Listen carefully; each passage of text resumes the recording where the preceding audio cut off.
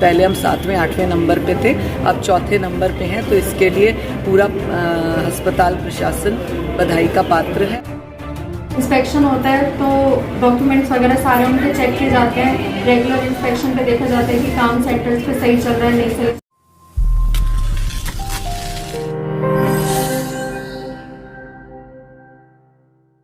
सरकार द्वारा कन्या भ्रूण हत्या के खिलाफ चलाए जा रहे अभियान का असर हरियाणा के जिला पलवल में देखने को मिला है। पलवल जिले में जहां 1000 लड़कों की जन्म दर थी, तो वहीं लड़कियों की जन्म दर 908 थी, लेकिन अब ये जन्म दर बढ़कर 935 हो गई है। साथ ही हरियाणा का पलवल जिला जहां लड़कियों की जन्म दर में 8वें स्थान पर आता था, अब चौथे स्थान पर आ गया है। हरियाणा में अब चौथे नंबर पे आ गए हैं। सबसे ज्यादा जो हाईएस्ट है वो फतेहाबाद से है, और उसके बाद जींद है, और तीसरे नंबर पर सिरसा, और चौथे नंबर पर पलवल। सिरसा और पलवल में केवल एक ही का अंतर है, 935 और 36, तो इसलिए हम चौथे नंबर पे आज की डेट में हम अपने यहाँ पर हैं। तो पिछले दिनों की बातें करें अगर हम करें तो जो हमारी जो सेक्स रेशियो थी 22 की, तो 906 थी, 908, और 2020 में 906। तो अगर इस बात के लिए एक लंबी छलांग हुई है, जो कि बहुत अच्छी बात है कि 906 से 935 आना।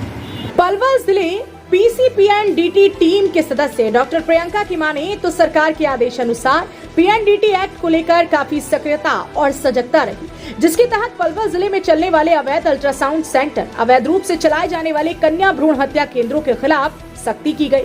अल्ट्रासाउंड सेंटरों पर भी नियमित रूप से जांच की जाती है। साथ ही साथ मेडिकल स्टोर्स पर MTP किट बेचने वालों पर भी सख्त कार्रवाई की गई, जिसके परिणाम स्वरूप कोई भी मेडिकल स्टोर संचालक MTP किट बेचने की हिम्मत नहीं करते। इसी का परिणाम है कि पलवल में कन्या भ्रूण हत्या पर रोक लगी है, जिससे कि हम रेड मारते, तो जिस वजह से क्या है कि रेट जैसे जैसे इंक्रीज होने लग गई है, तो उस वजह से शायद डर का माहौल लोगों के बीच में बढ़ गया, और फिर लोग इतने जागरूक हो गए हैं। तो उस पर जब रेड हो रही है तो कोई इलीगली ना तो MTP कराना चाह रहा है, और ना इलीगली कोई सेक्स डिटर्मिनेशन कराना चाहता है। एक ऐसे MTP एक्ट भी है जो हमारे MTP सेंटर्स की, जहाँ वहाँ पे जाके इंस्पेक्शन होता है।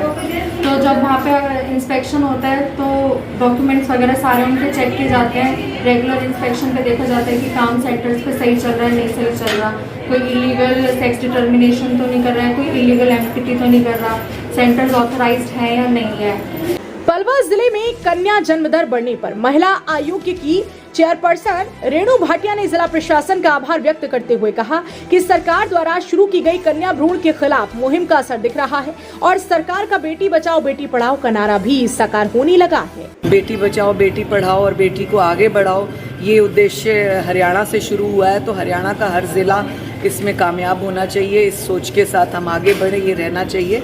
और यहाँ पर मैंने आते ही CMO साहब से पहला प्रश्न यही पूछा कि यहाँ पर बेटियों की जन्म दर क्या है, तो उन्होंने भी मुझे यही बात बताई कि पहले हम 7वें 8वें नंबर पे थे, अब चौथे नंबर पे हैं, तो इसके लिए पूरा अस्पताल प्रशासन बधाई का पात्र है, और इस तरह का काम बनता रहे। और मैं दुआ करूंगी और इनसे कहूंगी कि ऐसा कुछ करिए कि आपका ज़िला नंबर 1 आए। सर, ट्रेंड चला हुआ है कि महिला सरपंच है या महिला पार्षद है परंतु पति कार्यकर्ता है, वो इस ट्रेंड को खत्म करें। आपको बता दें कि इस वर्ष जुलाई माह में जिले में कुल 13,718 बच्चों ने जन्म लिया, जिनमें 7,091 लड़कों ने और 6,627 लड़कियों ने जन्म लिया।